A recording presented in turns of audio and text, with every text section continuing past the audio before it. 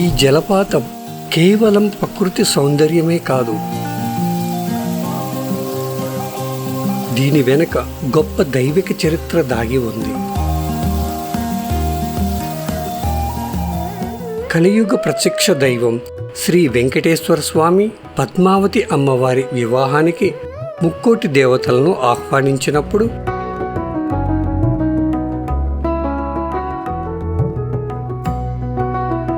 పార్వతీ పరమేశ్వరులు కూడా ఈ వివాహానికి విచ్చేశారు.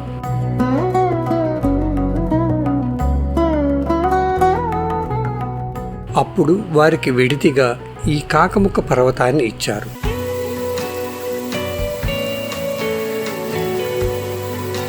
పార్వతీ పరమేశ్వరులు ఇక్కడ ఉన్న అఖండ బిల్వవనం, నిరంతరంగా ప్రవహించే జలపాతం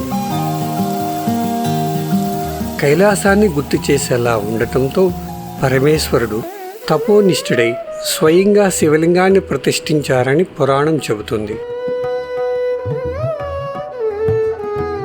వివాహం తర్వాత అగస్త్య మహాముని ఇక్కడికి విచ్చేసి జలపాతంలో స్నానం చేసి స్వామివారిని దర్శించుకున్నారు. స్వామివారు ఒక్కరే ఉండకూడదని భావించి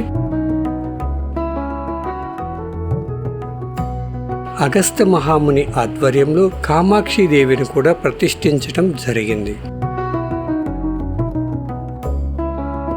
ఈ కైలాస పురాణం శ్రీకృష్ణదేవరాయలు ఆస్థానంలోని అష్టదిగ్గజ కవి బూర్జిట మహాకవి రచనలో కూడా ఉంది. అందుకే ఈ కైలాస కోన ప్రకృతి అందం మాత్రమే కాదు, దైవిక శక్తి నిండిన పవిత్ర క్షేత్రం. ఇక్కడ జలధారలో స్నానం చేసి శివ దర్శనం చేస్తే ఆధ్యాత్మిక శాంతి లభిస్తుంది. స్వామి కైలాసనందుడు అమ్మవారి పేరు కామాక్షమ్మ.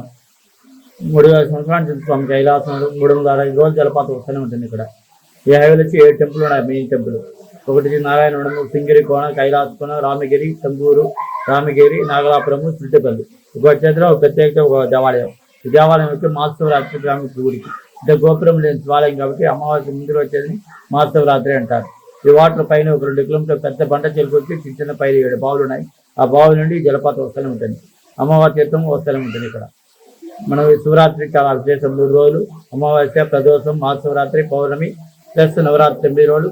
తెలుగు తమిళ కార్తీక మాసం చాలా విశేషం టెంపుల్. మనం ఏదనుకున్నా బాగా సక్సెస్ అవుతుంది టెంపుల్. ఈ వీడియో మీకు నచ్చినట్లయితే మీ మిత్రులకు షేర్ చేయండి. అలాగే మా ఛానల్ను సబ్స్క్రైబ్ చేయడం మర్చిపోవద్దు. Thank you.